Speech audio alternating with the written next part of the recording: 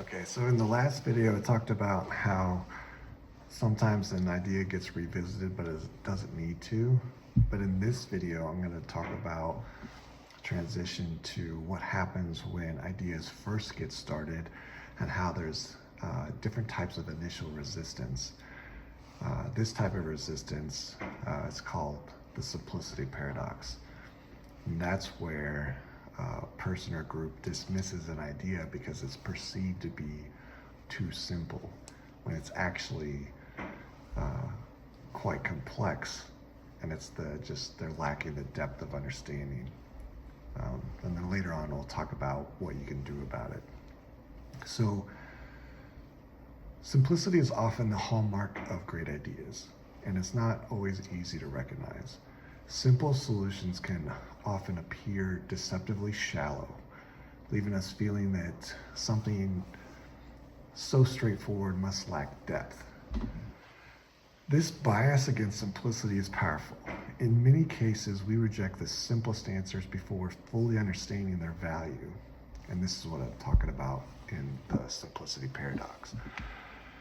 So, once an idea is accepted, it becomes entrenched. But when ideas are first in their seed stage, they're often brushed aside, especially if they appear too simple.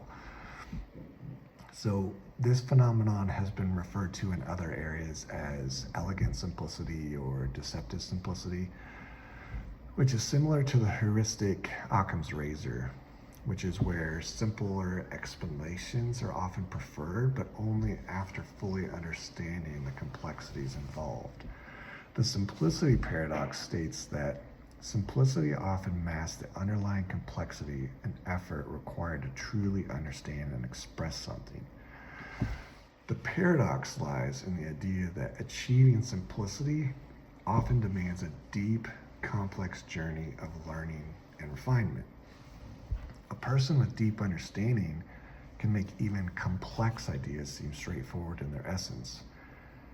Albert Einstein once said, "If you can't explain it simply, you don't understand it well enough." And then obviously look at his famous equation, E equals mc squared. It's very simplistic, but it has this depth behind it. Blaise Pascal, a French mathematician, physicist, and inventor, once said, "I have made this letter longer than usual because I lack the time to make it shorter." The idea being that it takes effort to make something simple. Richard Feynman, an American theoretical physicist, also spoke about this idea in a different way, emphasizing clarity and simplicity as markers of genuine understanding. Feynman emphasized the importance of truly understanding a subject in order to explain it clearly, and he developed what's known as the Feynman technique for learning. He believed that if you can't explain something in simple terms, then you don't fully understand it. In his teaching, Feynman encouraged people to break down concepts to the simplest language possible. He argued that when you really grasp something, you can communicate it without jargon, in a way that anyone can understand it. And this will come into key later, because what we want to do is, if we have a good idea, we want to get it across to people. So one of the ways we could do that is by using clear language. So Feynman's approach was to keep digging deeper until every aspect of a concept could be explained simply, showing that true mastery means seeing through the complexity to the underlying simplicity. It's kind of like when you work on something and you figure it out and you realize, oh, it's simple, but it wasn't simple when you started. When you start a project, you don't know how things work, you don't know what you don't know.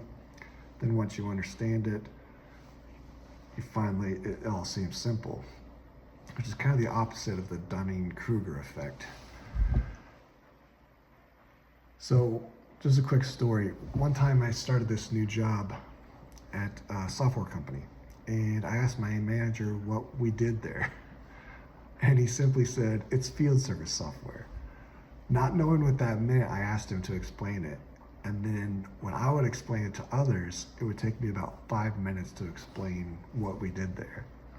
Until one day I found myself just saying, "We do field service software."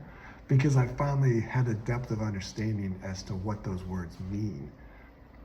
Language itself actually embodies this paradox, because each word carries layers of meaning shaped by a collective of agreement between everyone in the world about what a single word means. It's as if each word is a distilled vessel of thought, simple on the surface, but rich in depth and history of human understanding. But what happens when you know you're right, but your idea is still rejected? So we're going to talk about that on the next video.